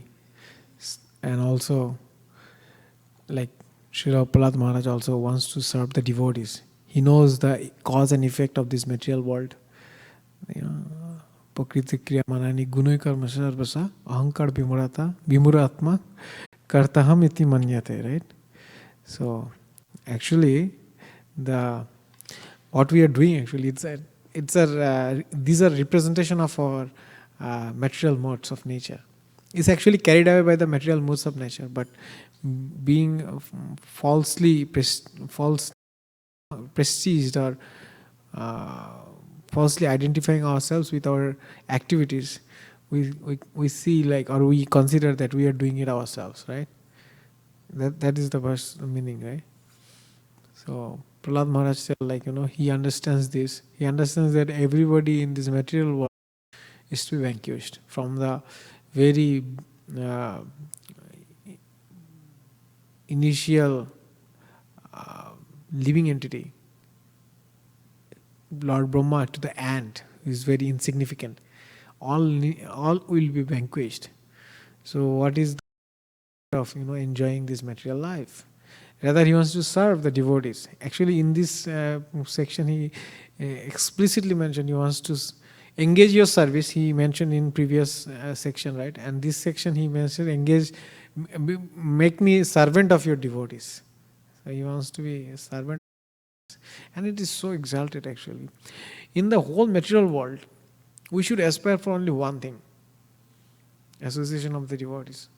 I was just telling a little while ago that if you are leaving your body and you are surrounded by devotees, they will make you remember Krishna. They will make sure that you remember Krishna. They will make the atmosphere. And as a human being, our hearing power is very strong. So all the senses, they start, leaving your body. But hearing power remains at the very end of your material existence. So if you can hear which is connected to the Krishna, then you will be elevated to the higher platform in the spiritual level. You can transcend this bondage of life, birth, death, old age and disease, this cycle. So in Chaitanya Chaitamrita, Ramananda Rai and Lord Chaitanya discussion, right? In Madhya Lila, 8th chapter, I guess. There, Lord Chaitanya asks various questions to Ramananda Rai, right? What is this? What is that? What is the best process of devotional life? Why it is best? No, it doesn't satisfy me. I think something higher than that. Then he asks one question like, who is the most unfortunate person in this whole cosmic manifestation? Who is the unfortunate living being? Actually, not living being. And you can consider living being actually. I think he told who is the unfortunate person. I think person. And Ramananda answered that I don't know any other person than the person who is bereft of devotee association. He is the most unfortunate one. There is no other person in this material who is more unfortunate than the person who is having no material devotee association. Because devotees will make you think of Krishna. By seeing a devotee, what you will see? Hare Krishna. You are chanting the name. By associating with devotees, what you are discussing? About Krishna, about the services you are doing for Krishna. By, contemplating on the devotees, what comes in your mind? Everything related to Krishna and your service. So, the devotees will make you think of Krishna, engage you in the service of Krishna, and also empower you to do those services. But if you don't have that devotee association, then it's difficult. In Nectar of Instruction, that 4 quintessential verses, very preliminary but very profound, important verses. Sri Rupa Goswami says, Atyahar prashasya pratyapanyamagrava janasangasya lulloncha sarabhir bhakti vinashvati. There are the 6 things which actually annihilates the devotion. And there are 6 things, Utsahat, Dharjat, Utsahat, Nishchay, Dharjat, Tattat, Karma Prapartyanat, Pratyagat, Satavritya, Sharabhir Bhakti, Prasidhati. 6 items who are unfavorable for your devotional lives. 6 items. And 6 items who are favorable for devotional life. Among these 12 items, 3 times he quoted association of the devotees. Only association of the devotees. Kathayantascha mamnityam tushchansata ramanticha. When they meet, they talk about Krishna and they get ultimate pleasure by doing that, right? And because Lord's pastimes are so sweet, so enchanting. Those who accept those pastimes as their life and soul, Krishna also helps them to understand the essence of those pastimes, right? Because actually, if you see that Krishna's Leela also, all Leelas are not so easy to understand. That's why we also don't discuss all Leelas in, right? Like Krishna's that Rasa Panchaka, the 5 chapters which is dedicated, we don't discuss it in public because it's very difficult to understand. But those who understand them, they derive ultimate pleasure. 6 Goswamis, they wrote books on those 5 chapters. Intimate associations, intimate, pastimes. So Krishna manifests. Krishna makes them understand those pastimes also. So we by the association of devotees, we'll also be empowered to understand those intimate pastimes. But we don't have association of devotees. Krishna will not be there. No service will be there. It's very difficult life. Very difficult life. That's why when some devotees come from very far place where there is not big congregation or they are not fostered nicely in a good community, sometimes see like you are having so much opportunity. Yeah, we feel really fortunate that we are in a community. I will give you an example. I will not quote the name of the devotee. He is from some other country. He came here like 6 months back or 7 months back. He was telling me that, his job is like that. He can stay in one place 2 years, max 2 years. But he tells me that, he doesn't want to go away from this place in 6 months. He is, so much enchanted by the mood of the service of the devotees of this community. Actually, I'm praising ISV, but what I can do, their devotees, our community, to be praised all the time, all over the globe. So he doesn't want to leave. The attachment is so strong. So we should actually appreciate the association we are having over here under the leadership of our great Acharya, His Grace Vaisheshika Prabhu. So the material nature, if you want to surpass this material nature's influence, the only thing we need to do is to associate the devotees. The rest things, Sravanam, Kirtanam, Vishnu Swaranam, Padasanam, Bandhanam, Dasyam, Sekamatma, Nivedanam, the 9 processes of devotional service, if you are sincere, gradually progress. Of course, the progress depends on the person's receive also. Some people progress very, very fast. Some people it takes time, but it will definitely come in time, if you are sincere. And if you are not doing any madamatti offense, like, that offense to a devotee. If it is to a devotee, if you do, then it is very difficult to progress. Yeah. So the next feature is causeless mercy. If you see this picture, there are 2 features of Lord Nrsimha. One is actually he is annihilating all the demons.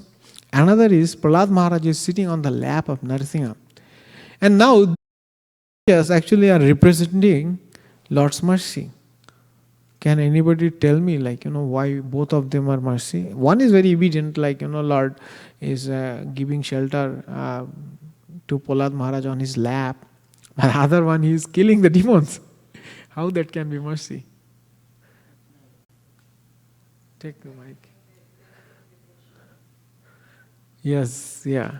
Because, Mataji, you can say. Mic, Mataji. Even though I don't know how many devotees are listening. Even one person is listening.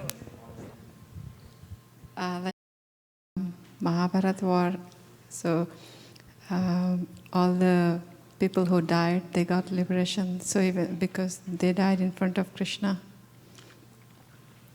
So Okay. it is mercy, even though they are getting killed by Lord Nrsimhadev, because they will be liberated.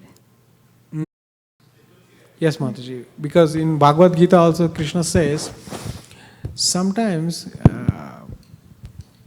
Krishna annihilates these demons so that they can start a new cycle. Sometimes also he annihilates, or these people get annihilated so that they can take birth in demoniac species, or in a space where they can suffer.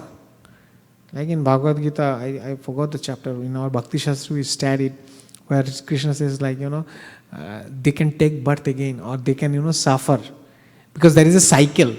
You cannot directly jump, like this case, they are getting direct liberation, Sayuja Mukti.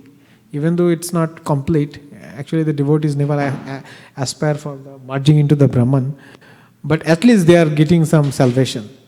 Otherwise they would have accrued, insurmountable amount of sins. Not everybody is fortunate like Jagai Madai, right? They are a special case. So Lord is showing His mercy by killing these people. And in fact, in this chapter He says, as He is killed by my touch, that's how He got delivered. He got liberated. You don't have to worry about your father. He is telling to Prahlad Maharaj later. Yeah. So, you want to read, Mataji? Hare Krishna, Mataji.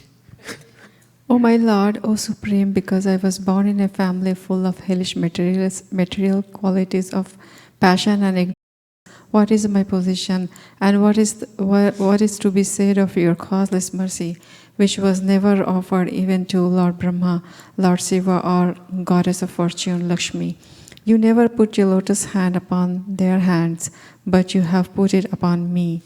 Unlike an ordinary living in God, you do not discriminate between friends and enemies, the favorable and unfavorable, because for you there is no conception of higher and lower. Nonetheless, you offer your benedictions according to the level of one's service, exactly as a desired tree according to one's desires and makes no distinction between the lower and the higher. My dear Lord, O Supreme Personality of Godhead, because of my association with material desires, one after another I was gradually falling into a blind well full of snakes, following the general populace. But your servant Narada Muni kindly accepted me as his disciple and instructed me how to achieve this transcendental position. Therefore, my first duty is to serve him. Now, how could I leave his service? My Lord, O ultimate reservoir of transcendental qualities, you have killed my father Hiranyakashipu and saved me from his sword. He had said very angrily, if there is any supreme controller other than me, let him save you. I shall now serve your head and your body. I shall now sever your head. Therefore, I think that both in saving me and in killing him, you have acted just to prove true the words of your devotee. There is no other cause. Yeah, so nice. Just by reading it, so enlightening. And Srila Prahlad Maharaj is how much he has, surrendered to the Lord.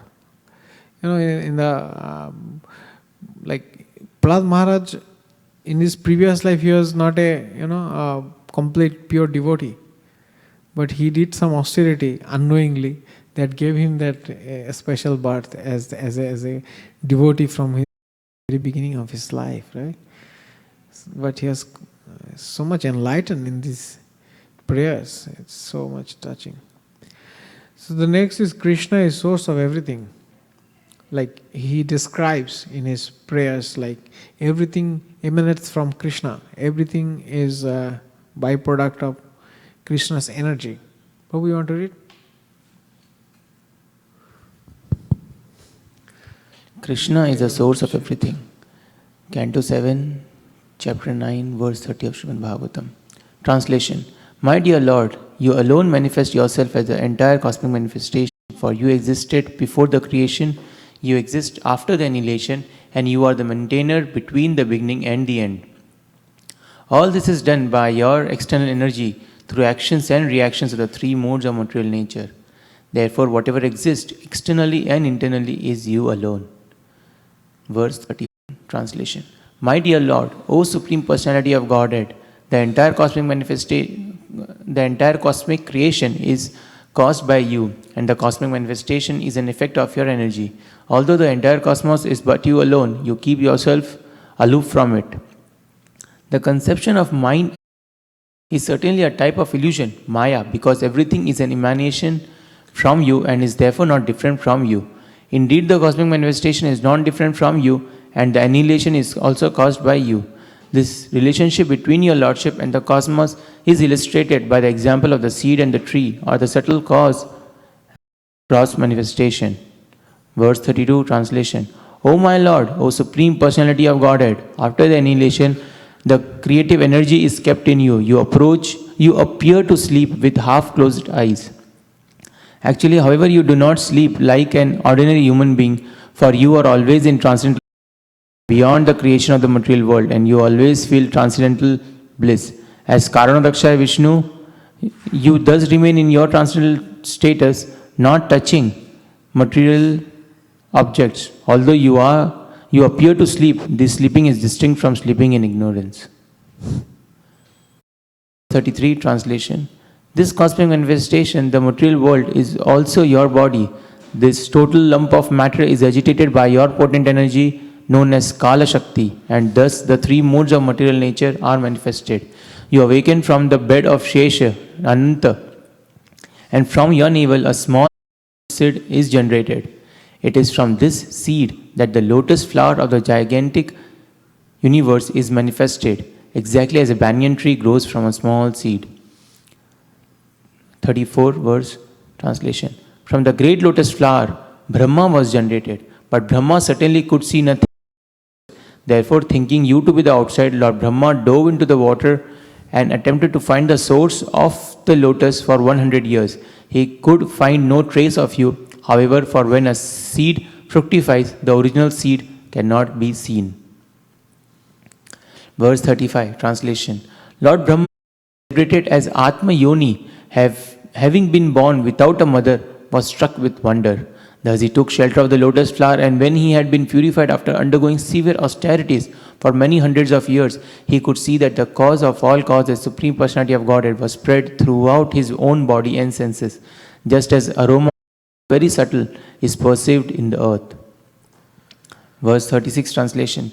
Lord Brahma could then see you possessing thousands and thousands of faces, feet, heads, hands, thighs, noses, ears, and eyes. You were very nicely dressed, being decorated and bedecked with varieties of ornaments and weapons. Seeing you in the form of Lord, your symptoms and form being transcendental, your legs extending from the lower planets, your Lord Brahma achieved transcendental bliss. Verse 37 translation. My dear Lord, when you appeared as Hayagriva with the head of a horse, you killed two demons known as Madhu and Kaitaba, full of the modes of passion and ignorance. Then you delivered the Vedic knowledge to Lord Brahma. For this reason, all the great saints accept your forms as transcendental, untouched by material qualities. Verse 38 translation. In this way, my Lord, you appear in various incarnations as a human being, an animal, a great saint, a demigod, a fish, or a tortoise, thus maintaining the entire creation in different planetary systems and killing the demonic principles. According to the age, O my Lord, you protect the principles of religion. In the age of Kali, however, you do not assert yourself as the Supreme Personality of Godhead, and therefore you are known as or the Lord who appears in 3 yugas. Can anyone tell like which are the 3 incarnations of Lord in 3 yugas?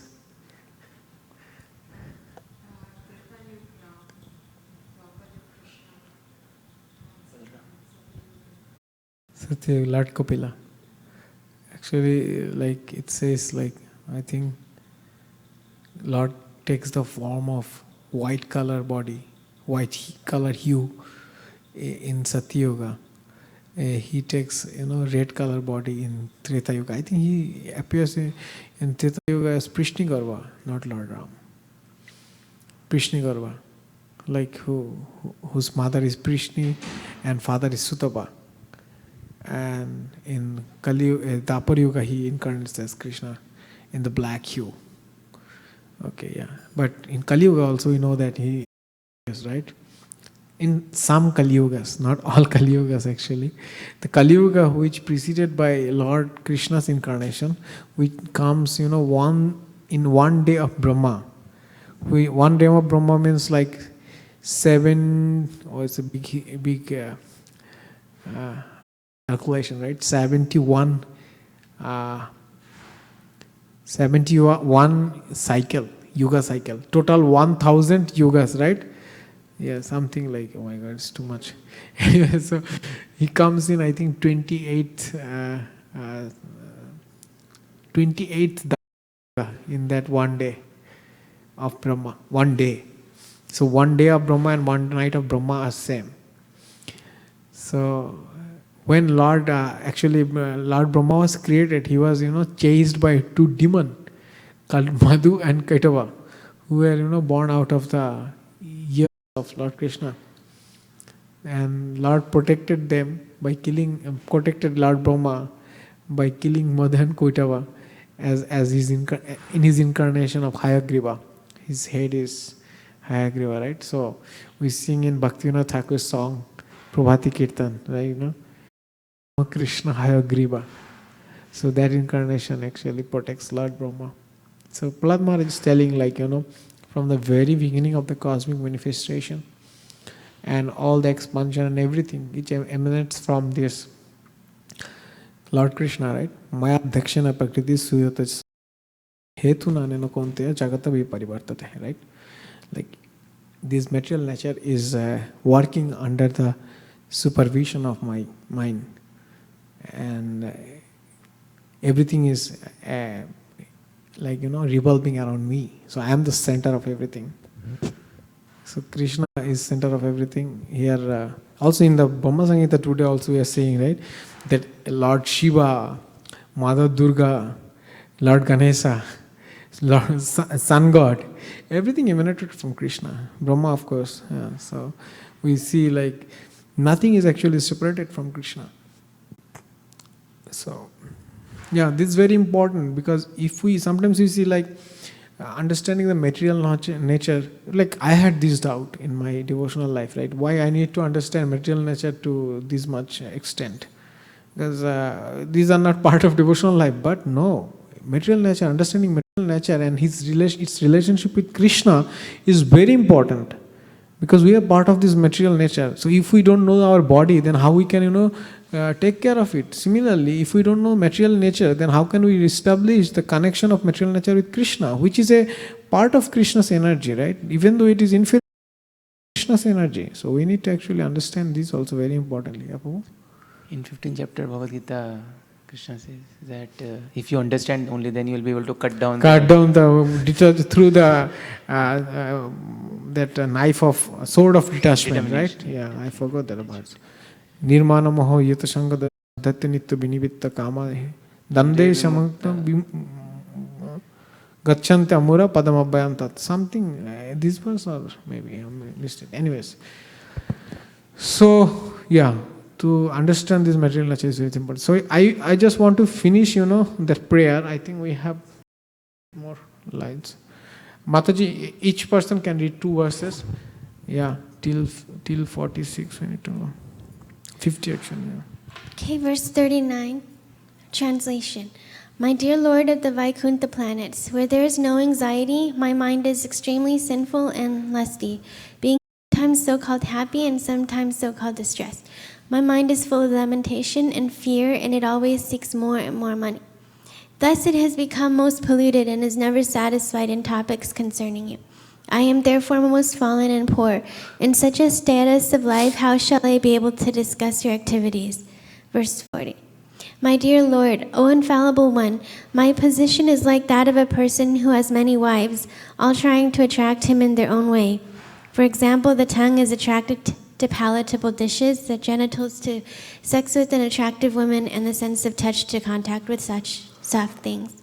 The belly, although filled, still wants to eat more, and the ear, not attempting to hear about you, is generally attracted to cinema songs. The sense of smell is attracted to yet another side. The restless eyes are attracted to scenes of sense gratification, and the active senses are attracted elsewhere. And this certainly embarrassed. Actually, Srila Prabhupada translated mundane songs to cinema songs, because there was no cinema in Satya Yoga, right? Yeah, Mataji, please go ahead. My dear Lord, you are always transcendently situated on the other side of the river of death. But because the of our own activities, we are suffering on this side. Indeed, we have fallen into the river and are repeatedly suffering the pains of birth and death and eating horrible things. Now kindly look upon us, not only upon me, but also upon all others who are suffering. And by your causeless mercy and compassion, deliver us and maintain us. O my Lord, O Supreme Personality of Godhead, original spiritual master of the entire world, what is the difficulty for you who manage the affair of the universe in delivering the fallen in your devotional service? You are the friend of all suffering humanity and great personalities. It is necessary to show mercy to the foolish. Therefore, I think that you will show your causeless mercy to persons like us who engage in your service. Prabhu, like just a small description about these pictures. Actually, we can skip it because I want to finish the prayers. Yeah. Devotees are compassionate. Srimad Bhagavatam 7th canto 9th chapter 43 verse. Translation. O best of the great personalities, I am not at all afraid of material existence, for wherever I stay, I am fully absorbed in thoughts of your glories and activities. My concern is only for the fools and rascals who are making elaborate plans for material happiness and maintaining their families, societies and countries. I am simply concerned with love for them. Verse 44, translation. My dear Lord Nrsimhadev, I see there are many saintly persons indeed, but they are all interested only in their own deliverance. Not caring for the big cities and towns, they go to the Himalayas or the forest to meditate with the vows of silence, Maunavrata. They are not interested in delivering others. As for me, however, I do not wish to be alone leaving aside all these poor fools and rascals, I know that without Krishna consciousness, without taking shelter of your lotus feet, one cannot be happy. Therefore, I wish to bring them back to shelter at your lotus feet. Verse 45, translation. Sex life is compared to the rubbing of two hands to relieve in an itch. Grahamedis, so-called grahasthas, who have no spiritual knowledge, think that this itching is the greatest platform of happiness, although actually it is the source of distress. The kripanas, the fools who are just the opposite of brahmanas, are not satisfied by repeated sensuous enjoyment. Those who are dhira, however, who are sober, this itching, are not subjected to the suffering of fools and rascals. Mataji, please.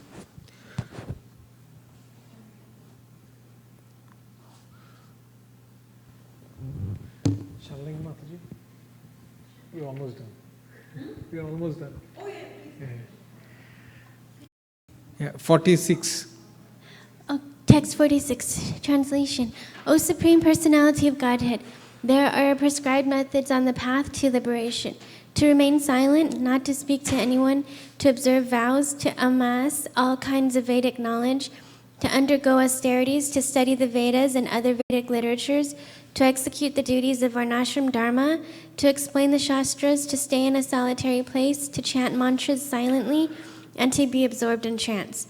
These different methods for liberation are generally only a professional practice and means of livelihood for those who have not conquered their senses. Because such persons are falsely proud, these procedures may not be successful. Text 47.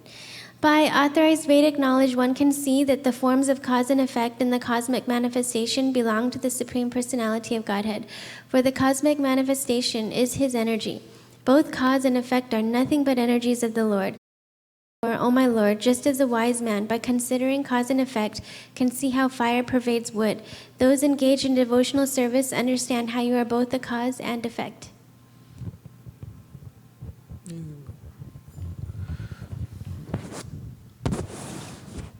Verse 46. O Supreme Lord, you are actually the air, the earth, fire, sky, and water. You are the object of sense perception, the life air, the five senses, the mind, consciousness, and false ego. Indeed, you are everything, subtle and gross, the material elements and anything expressed either by the words or by mind are nothing but you. Neither the three modes of material nature, sattva guna, rajaguna, and tamaguna, not the predominating deities controlling these three modes, not the five gross elements, not the mind, not the demigods, not the human beings can understand your lordship. For they are all subjected to birth and annihilation. Considering this, the spiritually advanced have taken to devotional service. Such wise men hardly bother with Vedic study. Instead, they engage themselves in practical devotional service.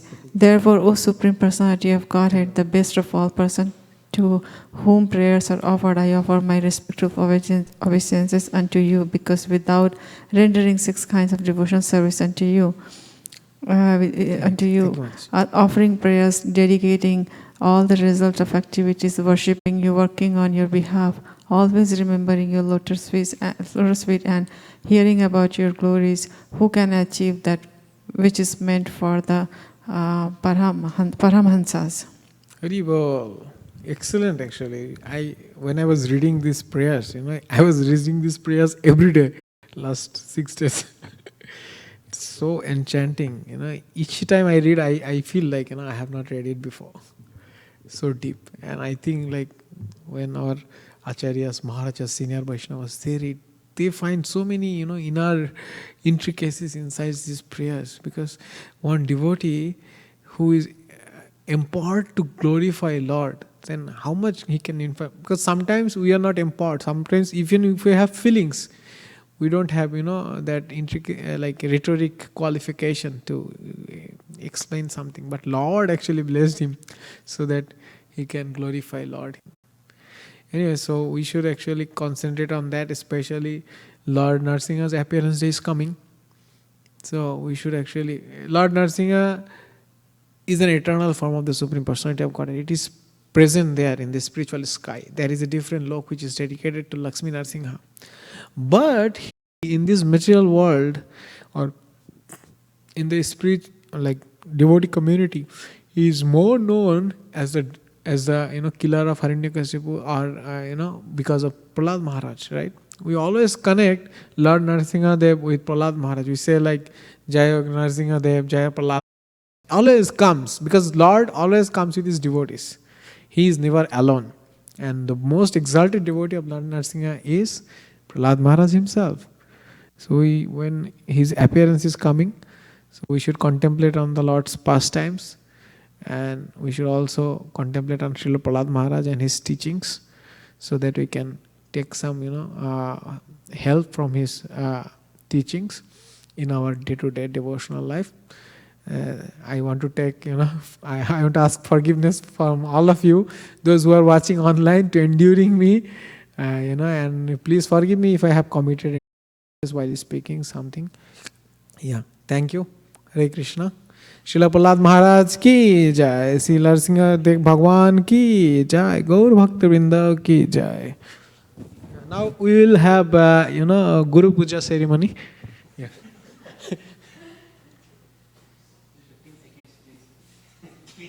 There is some other part, Prabhu says, right?